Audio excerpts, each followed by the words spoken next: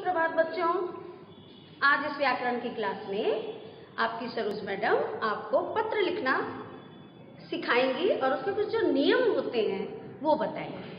तो हम स्टार्ट करते हैं। बच्चों, आज तो हम एक वैज्ञानिक युग में जी रहे हैं और इस वैज्ञानिक युग में पत्र लिखने का जो सिस्टम था वो प्राय खत्म हो गया है। आज तो मोबाइल पर चैट कर लीजिए, आप व्हाट्सएप यूज़ कीजिए, फेसबुक यूज़ कीजिए, फैक्स कीजिए, ईमेल कीजिए। पेन उठा करके लिखने का सिस्टम तो प्राय खत्म ही हो गया है। लेकिन ये एक हमारी परंपरा है, हमें इसे निभाना है, हमें सीखना है, हमें समझना है कि पत्र क्या होता है, क्यों लोग पहले पत्र लिखते थे, पत्र होता क्या है। बच्चों, एक दूसरे के का समाचार लेने के लिए, एक दूसरे की स्वास्थ्य की जानकारी लेना, एक दूसरे का परिचय लेना, इसके लिए हम लोग पत्र लिखते थे।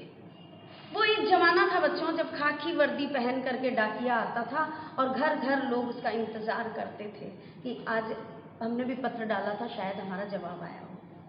3-4 दिन लग जाते थे बच्चों पत्र जाने में, और फिर 3-4 दिन यदि किसी ने जवाब हाथों हाथ दिया तो यानी 1 सप्ताह के बाद हमें एक दूसरे के विषय में जानकारी प्राप्त होती थी।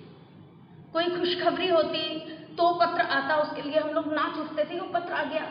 दुख की भी कोई खबर होती तो पत्र आते तो लोग दुखी हो जाते।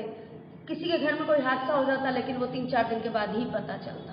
फिर चला टेलीग्राम आता तो लोगों को यही लगता था कि कोई खराब सूचना है, और जो थोड़े अनपढ़ हैं, नहीं पढ़ना जानते हैं, तो उन्हें उनके दिलों की धड़कनें बढ़ जाती, वो ये सोचते जरूर कोई बुरी खबर है, और उनके आंखों में आंसू तक आ जाते थे।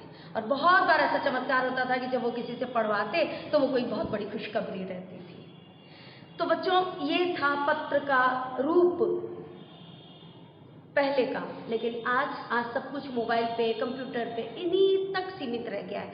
आज हम लोग वीडियो चैट करके एक दूसरे को दूर दराज में बैठे हुए भी फेस देख करके बात कर लेते हैं। सब काम हम मोबाइल पे कर लेते हैं। लेकिन कल्पना करो कि जिस दिन विज्ञान का ये युग यदि पीछे रह गया, या आपका इंटरनेट बैठ गया और आपको लिखने का अभ्यास ही नहीं है, तो आप क्या करेंगे। इसलिए बच्चों, अपनी जो परंपरा है इसे भूलिए मत, इसे आप जरूर सीखिए और इसका उपयोग भी कभी कभी भी करें, लेकिन इसका उपयोग जरूर कीजिए। ये सब तो पुरानी बातें हैं बच्चों। अब हम लोग बताती हूँ मैं आपको कि पत्र कैसे लिखना चाहिए। देखो बच्चों, पत्र 3 तरह के होते हैं। एक होता है आवेदन पत्र, एक होता है व्यक्तिगत पत्र, एक होता है व्यावसायिक पत्र। अब आवेदन पत्र क्या होता है, किसी भी सरकारी या गैर सरकारी संस्था में या आप किसी संगठन के प्रधान को हम जो अर्जी देते हैं वो आवेदन पत्र कहलाती है। जैसे आप लोग स्कूल से छुट्टी लेते हैं तो आप अपने प्रिंसिपल को पत्र लिखते हैं, तो वो हुआ आवेदन पत्र। उसमें आप पूरी जानकारी देते हैं कि मुझे ये कष्ट है या मुझे इस चीज़ के लिए छुट्टी चाहिए। आप उसमें डेट डालते हैं और अपना डिटेल दे करके, लेकिन शॉर्ट में आप अपना परिचय दे देते हैं। ये हुआ आवेदन पत्र। अब दूसरा आता है व्यक्तिगत पत्र। व्यक्तिगत पत्र क्या होता है, जैसे हम अपने रिलेटिव्स को लिखते हैं, सगे संबंधियों को लिखते हैं, अपने मित्र को लिखते हैं, अपने मम्मी पापा को लिखते हैं। ये हुआ व्यक्तिगत, क्योंकि मित्र आप तक सीमित है, मम्मी पापा आप तक सीमित हैं, संबंधी आपके संबंधी है, उनका कुशल क्षेम पाने के लिए हम जो पत्र लिखते हैं उसे व्यक्तिगत पत्र कहते हैं। अब आता है व्यावसायिक पत्र। अब ये व्यावसायिक पत्र जब आप बड़े हो जाओगे तो इसका भी यूज आएगा, क्योंकि जब आपको पत्र लिखना नहीं आएगा तो आप कंप्यूटर पर भी क्या लिखोगे। लिखना तो आना है, उसकी विधि तो समझनी है, तरीका तो जानना है।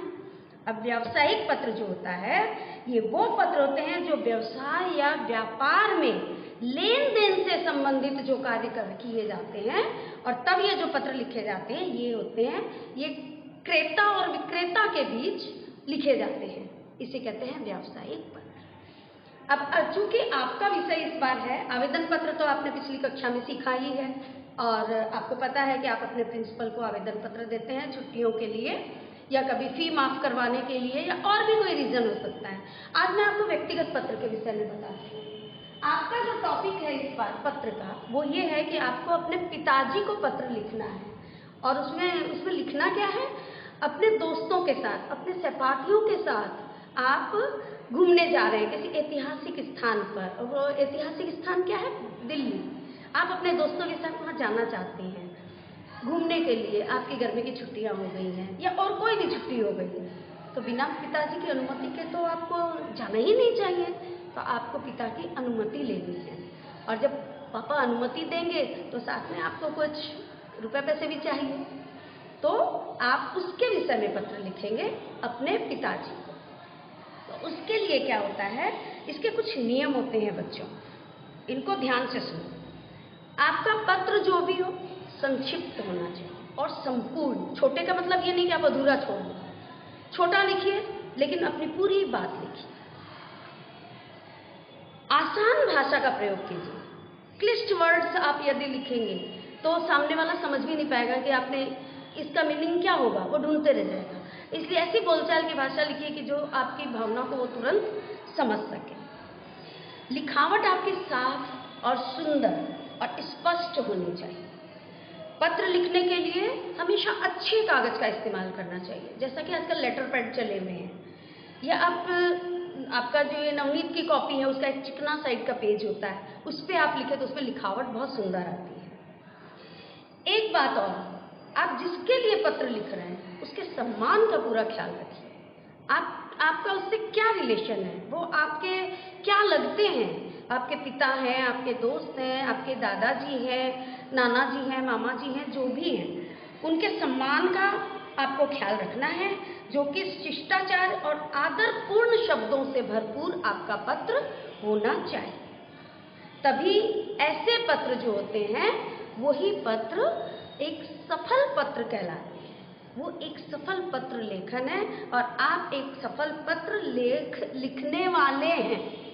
तो बच्चों आपको समझ में आ गया होगा, तो मैं आपको पत्र भी लिख करके दिखाऊंगी आपकी ऑनलाइन क्लास में।